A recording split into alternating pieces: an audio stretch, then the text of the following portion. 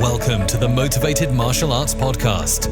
Your hosts, Jackson White and Gavin Cook, have been friends and Taekwondo training partners for over 40 years. This podcast will bring you a mixture of their life stories, martial arts, and business experiences to motivate you in life and throughout your martial arts journey. Adding in a mixture of inspiring interviews and some of the best traditional martial artists around today. So over to your hosts, the Motivated Martial Artists. Welcome to the Motivated Martial Artists Podcast with me, Gavin Cook. And me, Jackson White. And we are super duper excited today. So we're sat in a nice little coffee lounge with the one and only Bill SUPERFOOT Wallace. Say hello, Bill. How are you guys doing? It's fun being here in good old York. Yeah. Do you know several hundred years ago I sacked York? William Wallace sacked York. Yep. Yeah. I sacked York. Sacked York. And we've also sat in the lounge with Kenny Herrera. Have I said that right, sir? You did. Okay. It's good to be here. Yeah, great. So we just found out today that Kenny has not only got a black belt under the legend Bill SUPERFOOT Wallace, but also under Joe Louis and Chuck Norris. the man Chuck Norris. So we're gonna have a bit of a chit chat. Obviously, joined here with Jackson, obviously. As always. So leave it there, Gavin. I'm going to kick off. So we've got two people in the room, so we're going to ask first you, Bill. Okay. And then yourself, Kenny. So just give us a little bit of your upbringing, your background, and I suppose that will ultimately lead to how you got into martial arts. Well, I grew up as a kid. You mean you weren't just born as an adult? I wasn't. I just didn't become still. What happened is, I was a wrestler in high school and college. When I went to school, my father was a coach. So as a freshman in high school, I wanted to play sports. But I weighed 89 pounds. I'm 5'2", 89 pounds.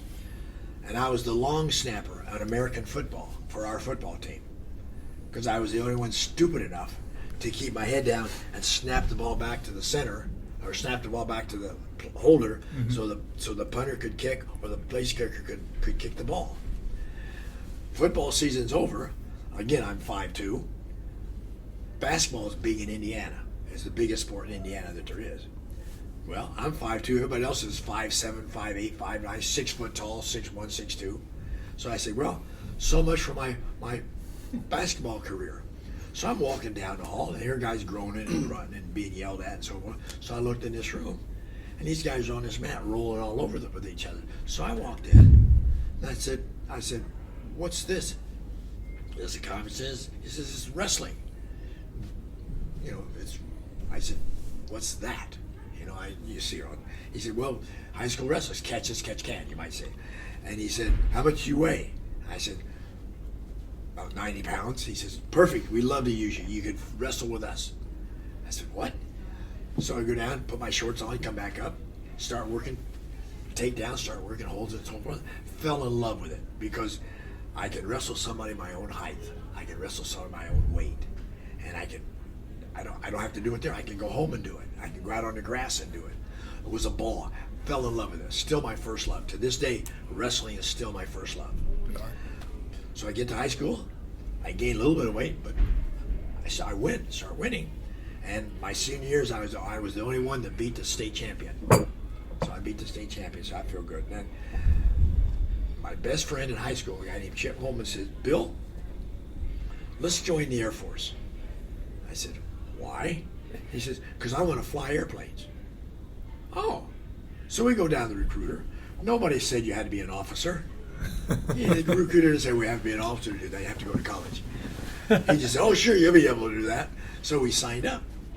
We go down to Lackland Air Force Base in San Antonio, Texas, to do basic training.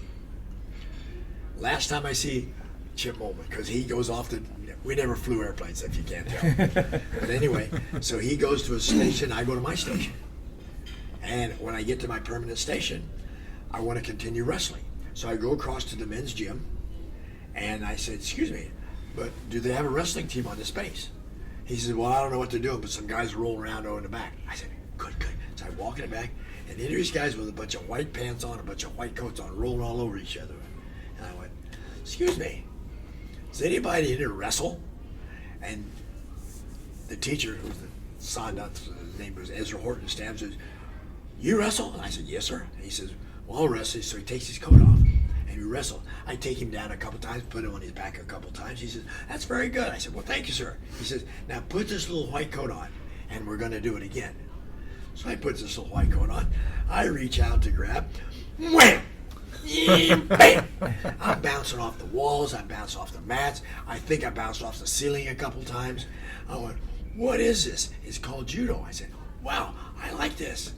It's even as much fun as wrestling because there's wrestling involved with the hold downs and the chokes and the arm bars. So I started doing that. Then I get stationed in Okinawa and I tear my knee up. How'd you do that?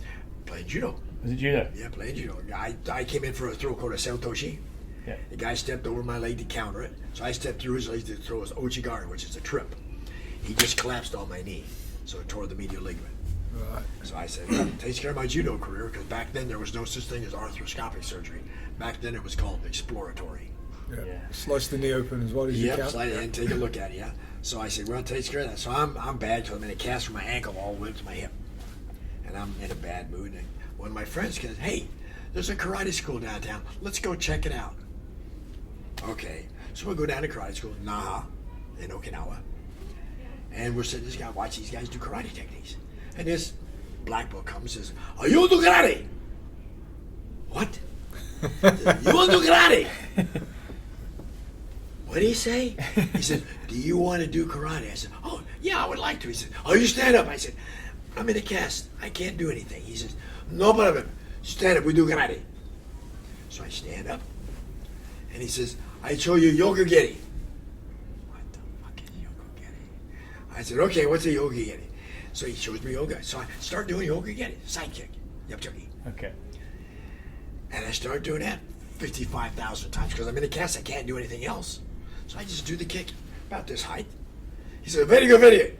So I go home, back to the base. Next week I come back at the same time. He says, you're back. Now we do mawashigeri.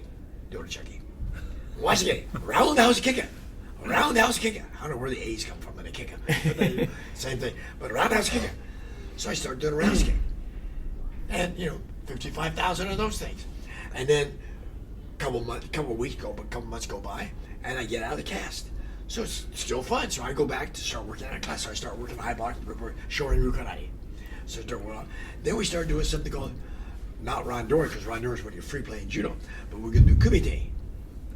So I say, excuse me, kumite? Yes, we spar. Now, for the last several weeks, you've been telling me that this punch will kill you. This kicking technique will kill you. And now we're going to do that to each other? No. We practice kimi. Now the Japanese word. What is kimi? Focus. Oh, okay.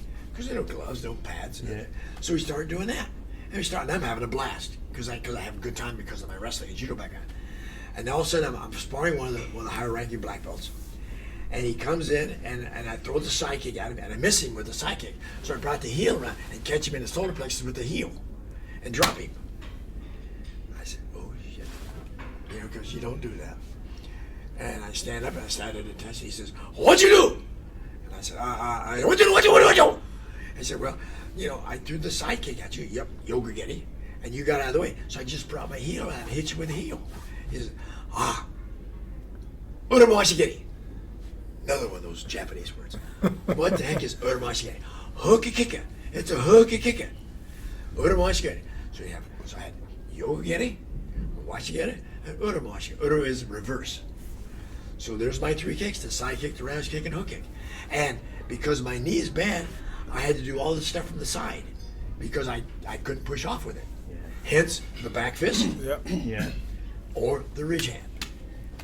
So your whole leg was in the cast then, so you couldn't bend your knee or anything. You Couldn't literally do it. just... Not when I was working the kicking techniques. Then when I got the leg out of the cast, I started working.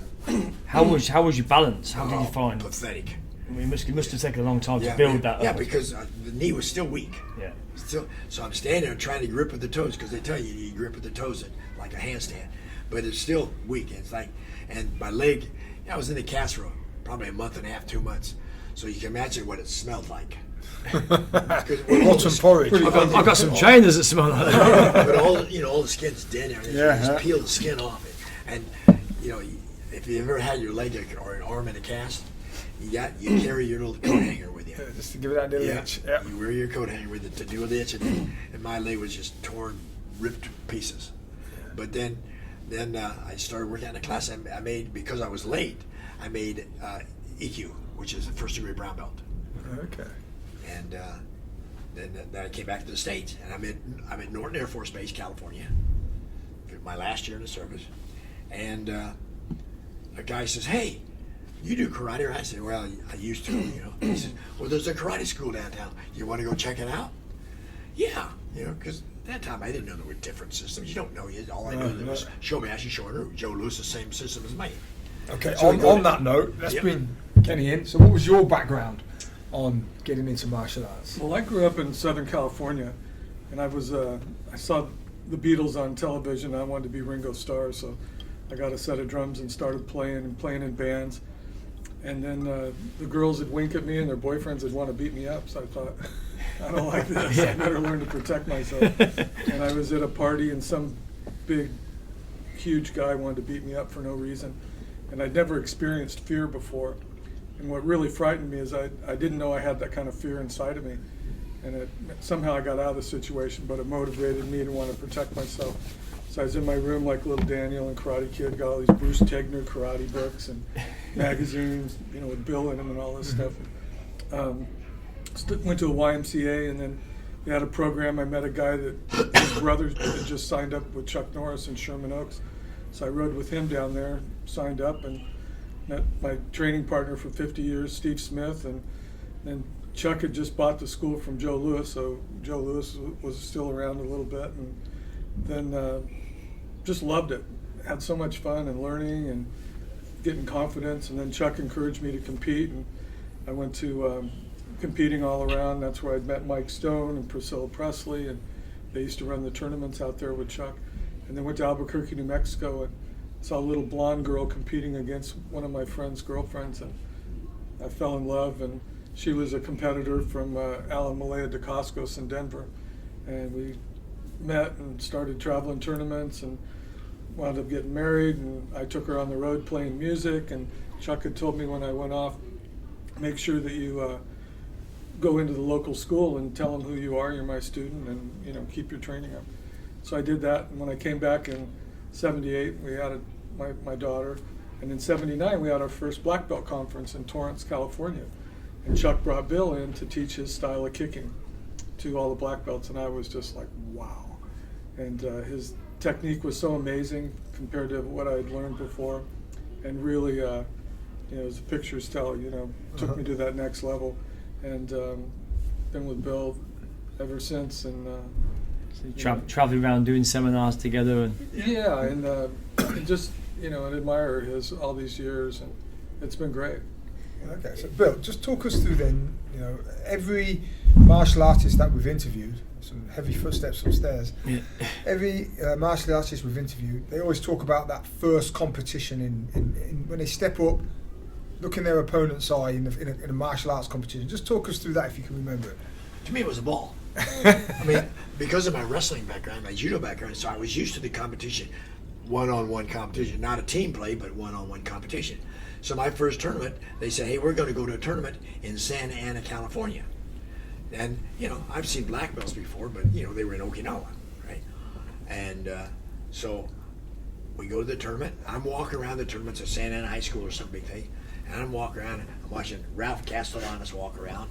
Ralph Castro, a bunch of these Kempo guys that dress the part. Mm-hmm. You know what Kempo karate is, right? Yes, yeah. Okay, the black uniforms, black beard, black arm pads, black shin pads. I mean, it's like stormtroopers. Yeah. You go, holy, I'm going to die. This kid's going to kill me. And they, and they look the part. I mean, iron uniform, the whole body, and you go, wow. You see, because in Okinawa, Sensei at the time, Sensei Shimabuku, was maybe a 6th or 7th at the time, right? This is back in 66, 67. And you go, whoa. Now I'm seeing guys walk with 4 stripes on their belts and stuff like this and go, these guys are killers. And, this is before equipment. And they're going to hit each other. And I went, whoa. So they start beating the crap at each other. All of a sudden, Bill Wallace against somebody. I go, oh, yeah. So I just talking now. Again, I'm a competitor. So I said, what can I? And the very first tech I threw, remember the back fist high kick that we worked today? Mm-hmm. The very first tech that I threw the back fist at it, and I saw this happen. And I went, okay. I threw the back fist again. Whoop! Yeah. Back fist, I nailed him with a side kick, knocked him, blah, blah, blah, blah, blah, into the next ring. And the referee says, point! And I went, yes, it was. and it felt great. And I went, whoa. And it's not that I was a great competitor at the time, but I knew what you had to do to defend. Yeah. I knew what you had to do to get out of the way of the kicks or the hands. And that's what worked for me, because, like today, the combinations that we threw were designed by me for me to get you to do that. And I know that when you're doing this, trying to react to it, you're not trying to hit me back. Yeah. So I'm safe. And the fastest technique we have is the back fist. So if I can throw that pretty fast, you got to get out of the way of it. How do you get out of the way of it? You back up. Now I'm safe. Mm-hmm. How important do you think it's been to your success that you, I suppose, through no fault of your own, you were limited on your movement, wasn't you? So straight away you had to develop a style which was quite a simple style with maybe 4, 5, 6 moves in it, I suppose. 5 movements. Five moves. Yeah. So where most styles you have so many techniques, and most people don't hone their ability on a couple of techniques. They try to do everything, don't they? Yeah. How can't do anything well. Exactly. Can do it all, but none of it well. Exactly. Yeah. I tell myself this all the time, and can't have to talk about this. If my knee would have been okay, I would have practiced. Well, number one, I probably wouldn't have gone to the karate school because I used to be playing judo. Yeah. See? Let's say I just hurt it a little bit, and it heals. I would have to throw the kicks left side. I'd have to throw the kicks right side. So I'd have to fight this way, the way the Shōrin-ryū people do. So where now I'm in a forward stance. If I'm in a forward stance, how am I going to throw a side kick? Yeah, that's true. Yeah. How am I going to throw a front leg roundhouse kick? And the hook kick is basically null and void because they got to really turn and whip it this way, right? So that's gone. And the back fist is going to be like this. So I got to turn here, and I got to turn all the way this way.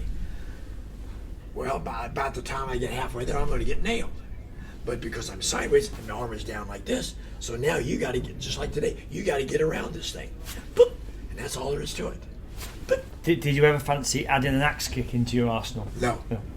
Because number one, I don't want to put stress on the inside of the knee. Okay, of course. See, and if I bring the leg up like this, it's like a stress like this. Yeah, of course. Yeah.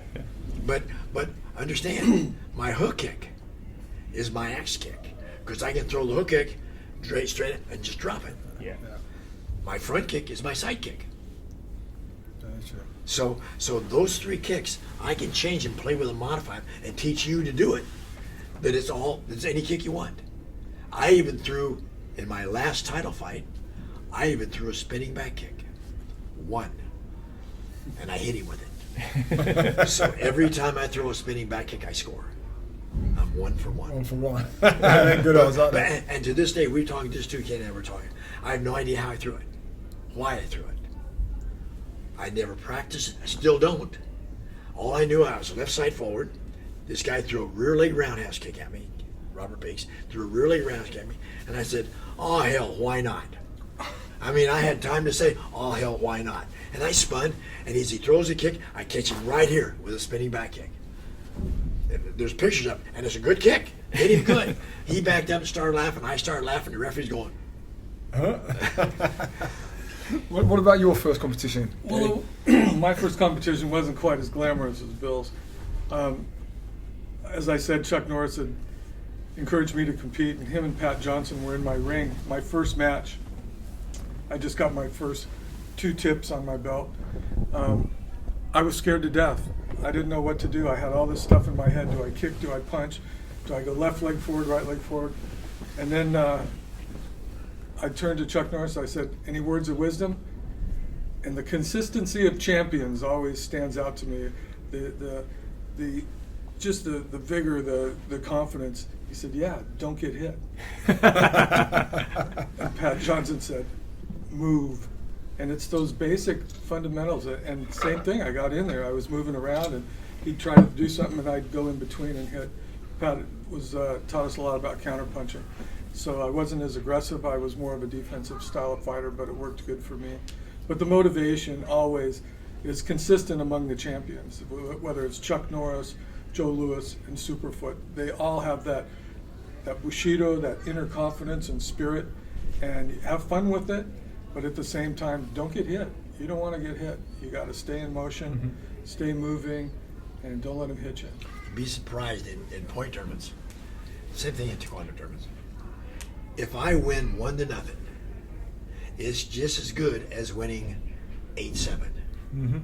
But the trouble is, what if my 8 points is that, and your 7 points, thump, and I go rolling around the wall. Thump, you drop me with a hook kick, or you drop me with an axe kick to the top of the head, or thump, you knock the wind out. So your 7 points might be kaboomers, and mine are just touches. And at the end of the match, I'm all black and blue and bruised, but I win.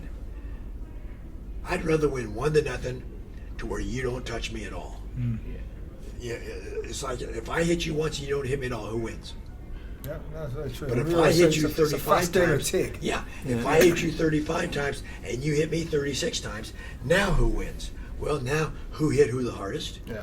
Who had the most control? Who had the most aggressiveness? All kinds of different things come into play. So I said, no, I'll just take the one shot and let it go at that. Yeah. Same with Chuck and Ken. Yeah. If you've ever seen Chuck Norris fight, very, very, very calculating. Distance was absolutely superb. He had a counter spinning back kick that would cut you in half. You'd start and the kick would already be there. Just phenomenal. So what style did you prefer? So you mentioned point fighting, you mentioned your full contact fighting. Did you ever get involved in continuous fighting? No, we didn't have it back then. Didn't have it back then. So which did you prefer, your point stop or your full contact? See, this is you're gonna think this is funny. When I first started kickboxing, I said, I'm not going to do this. Joe Louis said, you're going to do it. I'm not going to do it. You guys have fun. Right now I can throw a kick to your face and I think I could kill you. I don't want to have to prove it. And he says, you're going to, I'm not, no. But he finally, I'm your senior. He was my senior. You're going to do it. I'm okay. I didn't want to do it. I had the endurance, but I didn't want to do it. And because of we work strength on it, so I'm not worried about getting hit. I've been hit some good shots and nothing happened. But I didn't want to do it. But point fighting, Kenny will tell you, there's a bunch of guys out there with point fighting that think they're really bad buddies, think they're toughies. And the first time they hit somebody and nothing happens, and the guy hits them back, you can see it in their eyes like, what the hell was that? Right? So all of a sudden, kickboxing became fun. If you look at most of my fights, I'm smiling most of the time because it's fun. And to me, the contest is not letting you hit me at all. When I wrestled, I didn't want to get scored on at all. I didn't want to get taken down. I wanted to get reversed. I didn't want to get put on my back. 1-0 is as good as 25-0. Yeah. So, I was going to say, what thinking back to all of your bouts, was there ever a bout or a competitor that really nailed you and you couldn't get past him? It was like it started to get that frustration when you think, I can't seem to get past this guy. He's got this technique that I can't seem to beat. When I fought, I had 5 techniques: side kick, round kick, hook kick, back fist or a jab, a ridge hand or a left hook. That's my weapons, all 5 of them. And it's like I said in the seminar today, one of them, no matter what, is going to get in. Yeah. My roundhouse kick a long time ago was very, very fast. It wasn't strong, but it was very fast. So I knew that I was going to hit you with it. Yeah. And pretty soon, you have to react to it. And you're going to charge in and try to get inside it. Now the hook kick works, because now you're going to try to come inside. I'm just going to wrap the hook kick around your head. Now you're going to put your hands up to defend me. I'm going to hit you with a side kick and take the wind out of you, and the match is mine. And all the time I'm doing this, like I said there, I learned to box for 2 reasons. First reason was to keep you away from me so I could kick you. Second reason is to keep you away from me so I could kick you. So the jab became effective for me because I'd keep you away. And then when you got inside the jab, there the hook came out. And I'm left-handed, so the jab with the left hand, the hook with the left hand was my luckily I hurt my right knee, not my left. Yeah. What was your go-to move then, Kenny? When you were sparring, did you have like a go-to combination or technique? It was set up with a kick and then the California Blitz, the hand techniques. The California Blitz. Yeah, I had the opportunity to work with Howard Jackson, John Natividad. Those fast hand techniques and the blitzing. The blitz is if I'm fighting with Kenny, I get from here, I just take off running at him. Basically, you just run as fast as you can because that's the fastest way to get from point A to point B, right? Yeah. But right in the middle, they go. And at first, the Texas fighters thought that's a piece of shit. Pardon my expression, everybody, but they thought it was no good. It was not powerful. No power at all. Then a guy named Bob Alegria was fighting a guy named Billy Watson in Texas. Billy Watson was one of the top Texas fighters way back then. And he dropped Billy a couple times with that same little punch. All of a sudden, nobody said, there's no power there anymore. So all of a sudden, Howard was probably the best at it. Okay. Because he would get from me to you before you go, And it's gone. Yeah. yeah. And you still see a lot of that technique used today, don't you? With Oh, yeah. People throwing that top Yeah. back fist Yeah. and that below Well, it's punch. like Bill's step, his Yeah. power step. It's that quick initial move. It's all about that initial But move. Steve Nasty Anderson Yes. brought that out even Yeah. better because he'd take one step and hit you from here, Yeah. Bam, bam, head body. bully. He had those long limbs. Yeah. That and explosive power that- as well. yeah. Well, he had that Straight off the reach, and then spot. you combine that with that explosiveness, and Yeah. it's really, truly something. And people, and the thing of it is, I felt, Ken and I both felt, we were good back in those days, but the kids nowadays are so phenomenal. They're such good athletes because they've taken the techniques that works for them Yeah. and made them so good, making them so effective that you know what Kempo is, right? Yeah. You know what Yeah. okay. Kempo's got hundreds and hundreds of movements in it. And it's great self-defense. Except when you're attacking me, which one do I use? I got 50 to choose from, but I don't have the time to say which one I'm going to use. Yeah. Yeah. It's overload. Okay. Yeah, Exactly. Yeah. So like I said, one technique that I'm guaranteed will work for me no matter what. For me, it's my back fist and the side kick. I'll get you to run into the back fist. I'll get you to run into the side kick. Yeah, there's no need to learn anymore. If you've got 5 and you know they're going to work, Yeah. and they've been proved. That's the thing. Yeah. That over the years they've been proven to work. Yeah. Fight after fight after fight. Was it 13 of your knockouts with With a foot, side kick, foot yeah. leg side kick? Yeah. Bam. And I've hit, and I'm 165 pounds, so I'm not big, but I've hit guys with side kicks, and the first thing hit on the ground was their head. They didn't drop their hand, but I hit one guy in Germany. We were in Paris. Excuse me. It was at Palais de Sport in Paris. The United States team was fighting the European team. I hit this German kid with a side kick. I actually thought I killed him. I hit him so hard, his head hit his knees, and he just went and screamed. Ah! And I'm going, whoa! And the referee, I'm the main event. And it's 41 seconds into the fight. Uh-oh. So the referee's going, 1,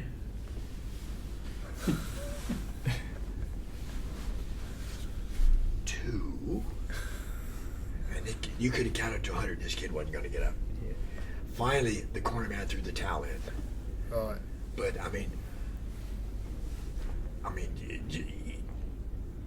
luckily for me, back then, I'm old now, but I was quick, and I was sneaky. The side kick looked like the roundhouse kick. The roundhouse kick looked like the hook kick, and the hook looked just like the side kick. Don't let him fool you. He still is. I know. fast I've and been sneaky. watching him today. Quick and Yeah. sneaky. So, I'll tell you so that. just, I'm really intrigued, and I know a lot of our listeners will be. Just talk us through how you drilled that technique. What did you do? Did you hit heavy bags? Did you just? Don't what hit was your anything. method? Don't hit anything. Uh-huh. If you hit a bag, you get used to making contact. Remember what we worked on today? Hitting the arm, hitting the arm, hitting the arm. What if you throw the kick the arm and I step back? You're going to fall forward because you're trying to make the contact. I throw the kick. If you're there, fine. If you're not, that's okay too, because I got something else coming. So what it is, I would just throw the kick. I would step up. When I do the Zoom class, I'd hit the bag. And this is how hard I'd hit the bag, because that's all I want to do. Gavin's flinching there, by the way. but this is the miss, and this is putting you through the wall. Yeah. What is that? 3 inches, 4 inches? That's just a little bitty lean into the kick, not a step. I don't want to make a big step and drive into you, because what if you counter me? See, what people don't understand is I'm on one leg for a length of time. When I'm doing the kick, I'm on one leg. That means I can't go anywhere. I'm stuck. Well, if I step too deep and you go, I run dead into that. If I don't step deep enough, I don't make contact. So somehow I have to feel that difference. And that little step we talked about that he worked on today is that difference. Right. Okay. So throughout your career, you've had obviously point sparring, you've had your full contact. Just talk us through some of your difficult or challenges at times in martial arts, because everyone, even the greatest champions have things that they have to overcome, adversities. What were the sort of adversities? Because when I started doing full contact kickboxing, sweeps were allowed, takedowns were allowed, throws were allowed. Sure, yeah. So guys would go for this. Yeah. And Bill's just pointing to his knee, by the way. Yeah. We're only on audio. Well, that's all right. But if I'm sideways to you, the furthest part of my body from you is my leg. Yeah. So I just had to stay left side forward in a horse stance. Yeah. When I started boxing, luckily my trainer, a guy named Bevo Covington in Memphis, Tennessee, said, I don't want to change anything about your kicking. We'll just teach you to use your front hand for the punching techniques in the boxing aspect of it. I had 4 boxing matches and won all of them second, third round with the jab, keeping the guy away, then the hook. Well, yeah. It's just, and it really just shows, doesn't it, that again having those limited techniques, but honing them over and over and over. I mean, you think about how many hours of repetition you must have done in your lifetime on those 5 techniques. Yeah. Practice doesn't make perfect. Practice makes permanent. Yeah. That's the way to think of it. People say, why have to keep doing this over and over and over again? Because the main reason, because one of these times you're going to have to use it, and you're not going to have to think about it to throw it. It'll just happen, like a counter. If you think about the counter, it's gone. You've missed it. Must be instinctive, doesn't it? Subliminal. Yeah. That's why we throw it over and over and over and over again. I think one of the things that's always seemed a challenge for me was life. You go through different phases of your life. When I started, I was a young kid, lived with my mother and father, and they had using their resources. That's easy life, isn't it? It is. You don't appreciate it at the time. As you transition on your own, Yeah. you become more responsible. And then when you take on a wife and children, being a male, or from the female perspective, becoming a mother and being on your own, that changes things. It changes your amount of time that you have available to train. Sometimes it rearranges your goals, and all of that is still inside of you, and it's hard to wrangle with sometimes.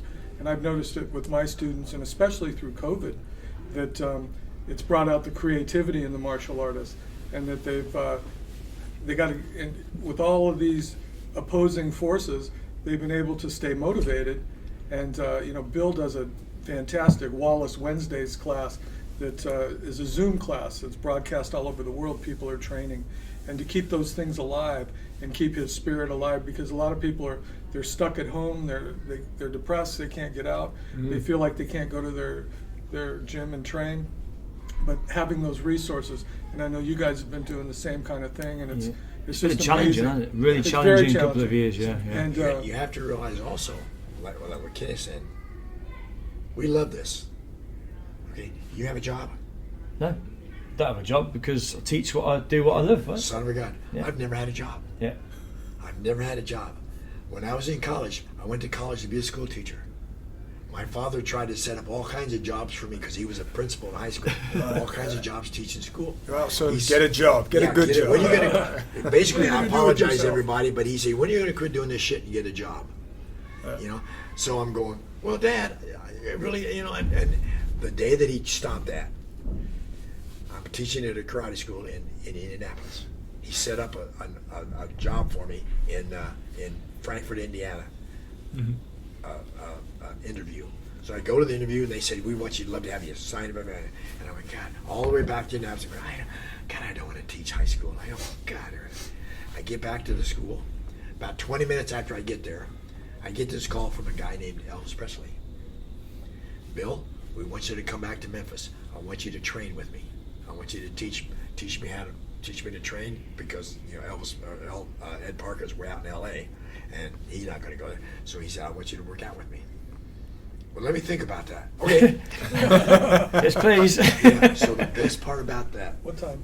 Yeah, I called Dad. I said, Dad, put Mom on the phone, because my mom's Elvis friend. I said, Mom, you know, Dad's going to be upset, but I'm going to have to turn that job down in Frankfort, Indiana. Why? I said, well, I just took a job with Elvis Presley. Mom, you there? Mom. She hit the floor. My dad picked up the phone. What did you just say to your mother? And I said, well, I told her I just took a job working with Elvis Presley. Dad? You there? Brilliant. But even then, he said, when are you going to quit doing this shit and get a job? 1974, September 14th. I called my parents like at 11:35 at night. Dad, I won. The last time he said, when are you going to quit doing this shit and get a job? Yeah. Then it was, this is my son, the world champion. Brilliant. So I have to, I know obviously we're getting close for time on the podcast, because we've got the Martial Arts Award shortly, but I do have to ask, being a massive Elvis fan, as I've obviously spoke to you earlier on, what was he like as a person? So someone that actually met Elvis and knew and worked with him, what was he like as a person? A great person, very funny. He could tell jokes with the best of them. Wonderful person. Again, you know, when you're that well known, you're that famous, you become paranoid about certain things. Mm-hmm. And he was a superb technician. And there's pictures of him doing a sidekick, and it's a great sidekick. The foot's turned and everything. So it's a great technique and a good movement. He just, because he's Elvis Presley, has to be flamboyant about certain things, you know, like, rather than just doing the old Kempos, one of those. So he'll do, you know, the head and flopping all over, you know. But he great, and the great thing about it is, every time he went on stage and went through the karate antics and the kicks and the punches, every mother that had a son said, my kid's going to do that. You can't get any better advertising than that. And Ed Parker promoted him on, and if I could have, I would have given him 20th. Yeah. Because he just, you know, every movie that he did some martial arts in it, and it wasn't floppy martial arts. It was good martial arts. Yeah. Good throws, good takedowns, good kicking techniques. So it was great. So what was he like as a martial artist then? Was he a fighter? Was he more into the... He could not train to fight. Uh-huh. The reason for that is he had to sing. Right. He can't take a chance to get punched in the face. Yeah. What if you break something? Yeah. He can't take a chance to get punched in the ribs. What if you break a rib? So he was great. His main system was Kempo with Ed Parker. He was superb at Kempo. Okay. Yes. But he could do good self-defense. He would take Red West and beat the shit out of him. He would take Sonny West, all those guys, and just beat him up. Right. You know? Yeah, awesome. And, yeah. And if you watch him, you go, wow. And you stop thinking that it's Elvis Presley. Yeah. I've watched over the years loads of footage of Elvis training with his bodyguards. I was a bit obsessed with him as a kid, before I even got into martial arts, really. But I used to watch those. Did you get arrested once? Didn't you get arrested? Me? Yeah. Well, I thought the lady who worked here on the fish counter was Elvis.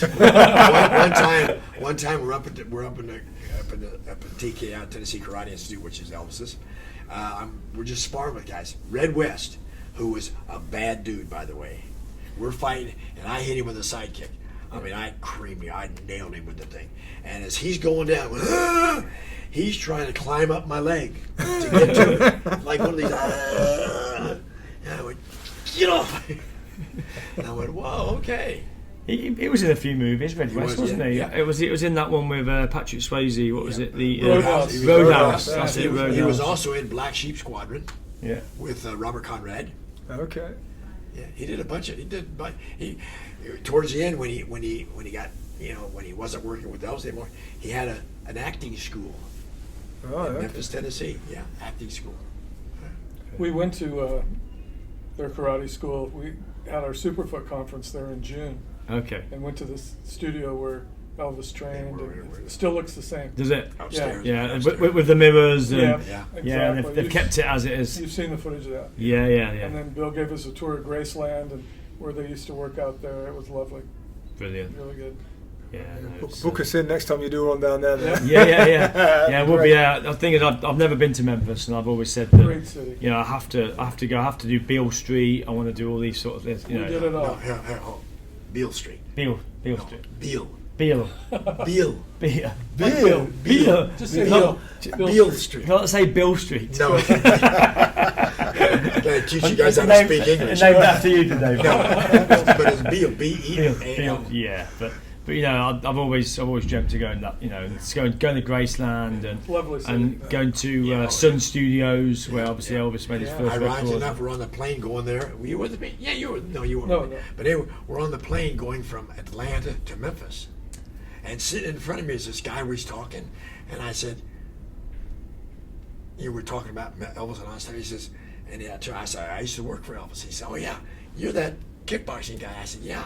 He says, hi, I'm Tony Coleman. Tony I'm Coleman? Tony Coleman. He was the lead drummer for B.B. King. Oh, really? So we said, after it was over, he gave me some drumsticks that I gave to Kenny, and I went, wow, we're friends on Facebook now and everything. But good guy. Some great musicians. Yeah. Do you still play drums, Ken? I do. Yeah. I do. Yeah. Are you as good as Ringo now? Would you say? Never. He's the most wonderful creative drummer. Yeah. But I'm on his heels. Yeah. Good. The next Beatles when they The come next along. one, Yeah. Brilliant. So I have a question. Yeah. Was Gene Krupa that good? Oh, he was fantastic. Yeah, Gene Krupa was You excellent. guys know who Gene Krupa? No. Gene Krupa was a drummer back in the 50s. Yeah. okay. Yeah, Buddy Rich, Gene Krupa, all those guys were just amazing. Ringo was very creative, though. Well, my first dog was called Ringo. Yeah. My dad named it after, obviously. It wasn't obviously Elvis? Ringo. No, it should have been. You'll meet Harry. You met Harry, didn't you, at the seminar? My son. I wanted to call him Elvis. And the wife vetoed it. So then we got a dog, and I wanted to call that Elvis, and then she vetoed that again. He died now, but I had a black pug named Elvis. He would look at you and go. He had the lip. Had the lip. Yeah. And It was good. He's my little terror. Oh, great. So we're coming to the end. So I'm going to ask you both independently these final questions. So as the motivated martial artists, so Bill, first to you, what keeps you motivated? Because it's fun. Yeah. I have a blast. Like I said earlier, practice makes permanent, doesn't make perfect.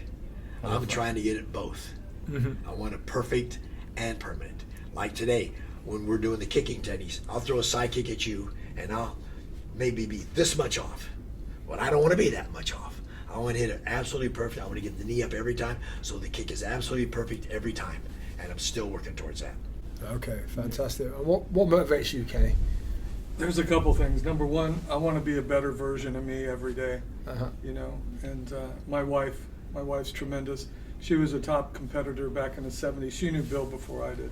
And I just want to be the best I can be to take care of my family and a role model to my children and my grandchildren and my students. And, it's there's so many people that, well, I was this back in the day, that don't do anything now. They let themselves go and get out of shape.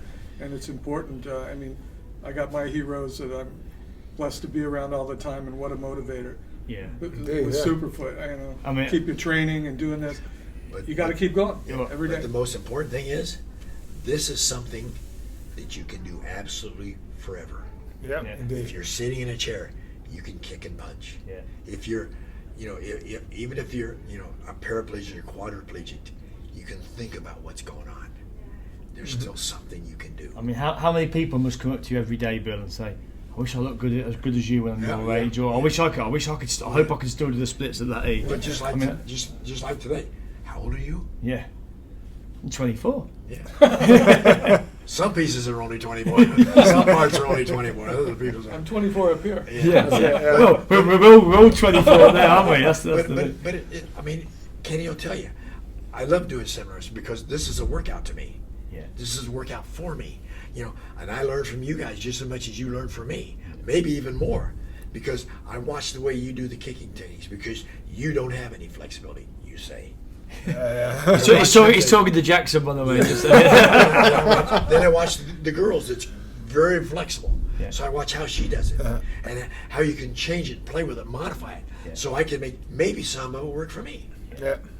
You can always take something from somebody. We're all can't you? students, Yeah. aren't we? We're all students. Yeah. I think the day you stop being a student is the day you stop. Yes. You've got to always have something to strive for in your Continuous life, haven't you? improvement. Yeah, Always exactly. continual improvement. Yeah. Yeah. And tonight, everybody, when we go to the Hall of Fame Awards down in Burton. Burton. Burton-on-Trent. Yeah, whatever. we'll teach you how to say that, a bit like our Beale Street.